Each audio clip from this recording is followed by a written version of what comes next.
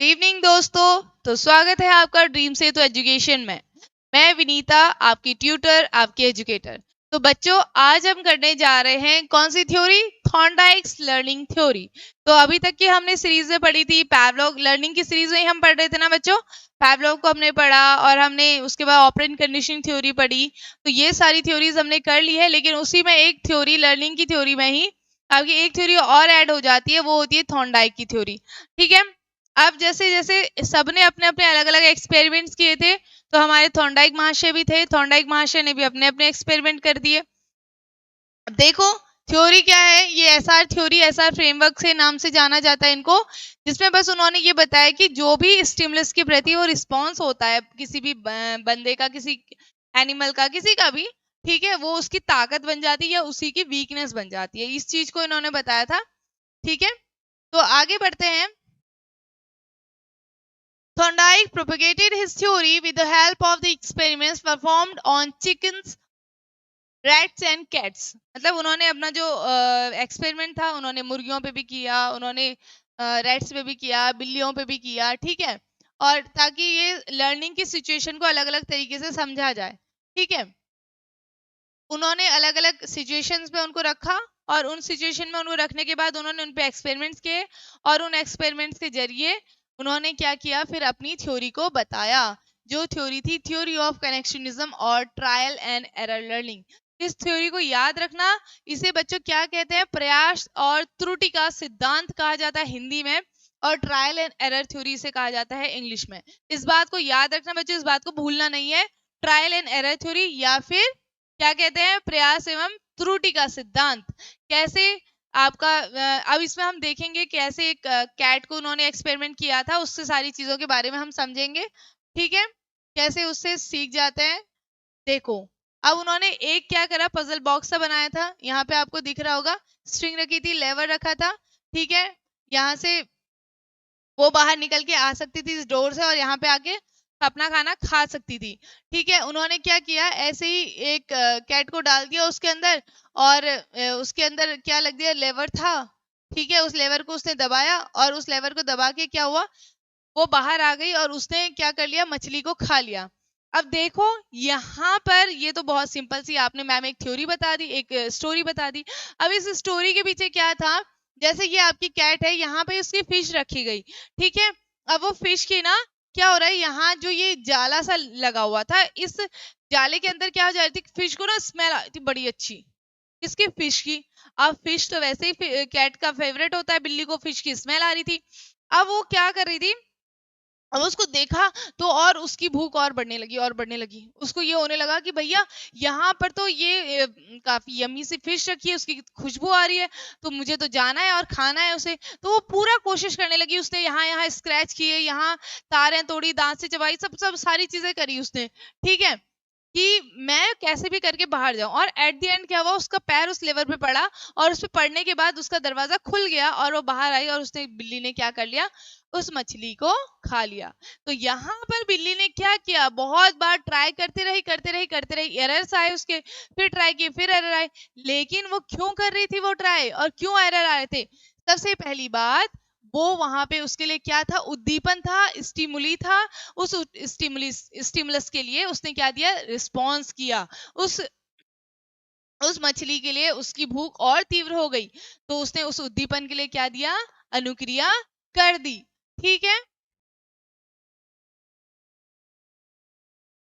उसने अलग अलग नंबर ऑफ, इसीलिए इसको बच्चों ये याद रखना है, ये क्वेश्चन पूछ लिया जाता है जनरली। उद्दीपन अनुक्रिया सिद्धांत या स्टिमुलस रिस्पांस थ्योरी किसे कहा जाता है? तो थॉर्नडाइक का जो सिद्धांत है, इसी सिद्धांत को स्टिमुलस रिस्पांस थ्योरी यानी कि एसआर थ्योरी नाम दिया गया है। इसको इसीलिए कहा जाता है, according to this theory the first requirement और for learning is stimulus, the second requirement is response. तो उन्होंने यही चीज बताया कि जब भी आपको लर्निंग करनी है, जब भी कोई चीज सीखनी है, तो उसमें पहली चीज क्या होनी चाहिए, स्टिमुली होनी चाहिए, दूसरी चीज उसके लिए रिस्पांस होना चाहिए, तभी लर्निंग हो सकती है। मतलब जब आपने कुछ उद्दीपन रखा है, उसके बाद ही उसके लिए रिस्पांस आएगा। ठीक है, तभी तभी लर्निंग पॉसिबल है। तो इसीलिए इसको क्या कहते हैं, स्टिमुलस रिस्पांस। तो इसी के बीच में उन्होंने क्या बताया, इस रिलेशनशिप को बताया, उत्तेजना प्रतिक्रिया। अब भैया इसके कुछ ड्रॉबैक्स भी थे। ड्रॉबैक्स क्या थे? देखो, this theory is based on the experiments done on animals that it is does not fully apply to the learning process of humans। क्योंकि अब ये आप उन्होंने क्या किया, मुर्गी पे किया, चूहे पे किया, बिल्ली पे किया, अपने अपने एक्सपेरिमेंट अलग अलग जानवरों पे किया। अब तो इसीलिए क्या कहा गया उनको, बोला गया भैया तुमने तो ये सारी चीजें जानवरों पे बताई है ना, ये इंसानों पे थोड़ी है, ठीक है, तो इंसानों के लिए सही नहीं है। According to this theory a stimulus is necessary for learning, लेकिन humans respond without a stimulus. तो इस थ्योरी ने सीधे सीधे साफ बातों में यही बोला कि जब भी लर्निंग होगी, लर्निंग के लिए आपका स्टिमुलस बहुत ज्यादा जरूरी है। इन्होंने ये चीज बोली थी, लेकिन ऐसा नहीं है। जो ह्यूमंस है, जैसे हम लोग हैं, हम बिना स्टिमुलस के भी रिस्पॉन्स देते हैं, हम बिना स्टिमुलस के रिस्पॉन्स करते हैं, अनुक्रिया करते हैं। जरूरी नहीं हर एक रिस्पॉन्स के लिए स्टिमुलस हो। This principle talks about reaching the right response by effort and mistake। ये रिस्पॉन्स ये बताता है कि हम किसी भी रिस्पॉन्स तक कब पहुंचते हैं, जब हम उसके लिए कुछ एफर्ट करते हैं और कुछ मिस्टेक्स करते हैं। लेकिन humans can also directly respond by understanding. लेकिन हम हैं, हम इंसान हैं, तो हम तो क्या कर सकते हैं, जरूरी नहीं है हमें इतनी सारी मेहनत लगे, सारी चीजें हम अपने सीधे जाके अच्छा ये तो ऐसा होगा, अच्छा ठीक है चलो फिर ऐसे कर लो, ठीक है। हम क्या करेंगे, हमें उतना ट्रायल और एरर करने की जरूरत नहीं पड़ेगी। जैसे कैट को देखा आपने, उसने ये सारी चीजें नोची, सारी चीजें खरोची, और उसके बाद स्क्रैच करें, जैसे जैसे उसका हाथ उस पर पड़ गया तो उसने कर दिया। लेकिन यहाँ पर क्या बोल रहा है, हमारे साथ ऐसा है, अगर हमको उसके अंदर बंद कर दिया जाता तो हम सीधे दिमाग लगा अच्छा ये यहाँ से कनेक्टेड है, ओके ये दबा दो, ये गेट खुल जाएगा और हम बाहर चले जाएंगे।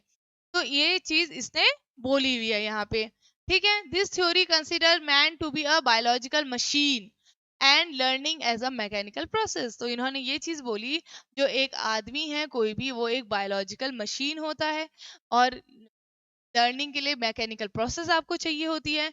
while intelligence thinking reasoning play a big part in the process of human learning। अब हम एक इंसान को सीखने के मेन चीज क्या होती हैं, इंसान के सीखने के लिए इंटेलिजेंस होना जरूरी है, थिंकिंग, वो सोचेगा, रीजनिंग करेगा, और फिर उसके हिसाब से वो खेलेगा।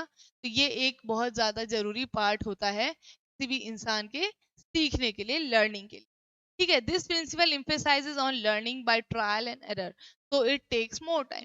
अब इन्हें यही चीज बोला, ये ट्रायल एंड एरर से सीखा जाता है, तो इसलिए ये बहुत ज्यादा टाइम लेता है। तो इस प्रोसेस के ये सारे सारे आपके क्या थे, ड्रॉबैक्स थे, ठीक है। तो मनुष्य तो वैसे भी अपने अलग अलग सोच स्तर की इन सारी चीजों से सीखता है, तो हम इसमें ये चीज इसके लिए थोड़ा सा नेगेटिव वाली, इस थ्योरी के लिए नेगेटिव पॉइंट्स हैं, या इसके ड्रॉबैक्स हम कह सकते हैं। तो experiment sums up the following stages. अब इसमें कुछ स्टेजेस थे इस एक्सपेरिमेंट में, ड्राइव है, गोल है, ब्लॉक है, रैंडम मूवमेंट्स हैं, और इसके अलावा आपके चांसेस सक्सेस हैं, सिलेक्शन ऑफ प्रॉपर मूवमेंट है, फिक्सेशन है। ये सारी चीजें क्या हैं, देखो सबसे पहले चलाना। वर्तमान प्रयोग में यह भूखी थी, बिल्ली कौन थी, भूखी थी, और भोजन को देखते ही क्या हो गई, की चीज क्या होगी, अब ये स्टिमुली है, स्टिमुली को उसने देखा, उद्दीपन के लिए, अनुक्रिया करने के लिए वो क्या हो गई, फास्ट हो गई, ठीक है। लक्ष्य, उसका गोल क्या था, बॉक्स से बाहर निकल के भोजन को प्राप्त करना, उसका मेन एम यही था, कैसे भी निकलूं मैं, क्या कहाँ से बाहर, इस पिंजरे से बाहर निकलूं और मैं उस खाने को ले लूं, या मछली जो भी थी उसको ले लूं। फिर आता है अगला block, the cat was confined in the box with a closed door। और वो उसके अंदर, लेकिन कहाँ थी, वो बंद थी, पूरी तरीके से बंद थी उस डोर के अंदर। फिर उसने रैंडम मूवमेंट्स करना स्टार्ट किए। The cat persistently tried to get out of the box। अपने पूरी तरीके से उसने जी जान लगा दी, खरोचे परोच जो जो सारी चीजें करनी थी उसने, हर एक चीज वायर वगैरह काटने की भी कोशिश करी कि मैं कैसे भी इस पिंजरे से बाहर आ जाऊं, इस डब्बे से बाहर आ जाऊं। तो उसके लिए उसने अलग अलग रैंडम मूवमेंट्स करे, ठीक है। फिर चांस सक्सेस, बाय चांस उसे सक्सेस मिल गई। As a result of this striving and random movement of the cat by chance succeed in opening the door. और इन्हीं जो भी सारे रैंडम मूवमेंट उसने करी, उन रैंडम मूवमेंट्स की वजह से उसको क्या मिल रही, बाहर आने में सफलता मिल गई, सक्सेसफुल रही वो, ठीक है। फिर आता है सिलेक्शन ऑफ प्रॉपर मूवमेंट। अब उसने यहाँ पे क्या किया था, सिलेक्ट किया था एक मूवमेंट को जो कि एकदम करेक्ट रहा, ठीक है। जब उसने इतनी बार सारी चीजें करी, एट द एंड क्या हुआ, एक पर्टिकुलर उसने प्रॉपर मूवमेंट मोशन किया, मूवमेंट किया, ठीक है। Gradually the cat recognize the correct manipulation of latch, it selected the proper way of manipulating the latch out of its random movement. उसके random movements में से एक ऐसा मूवमेंट रहा जो कि बिल्कुल एकदम करेक्ट रहा, की वजह से वो क्या निकल गई बाहर, उस पिंजरे से बाहर आने में सफल हो गई।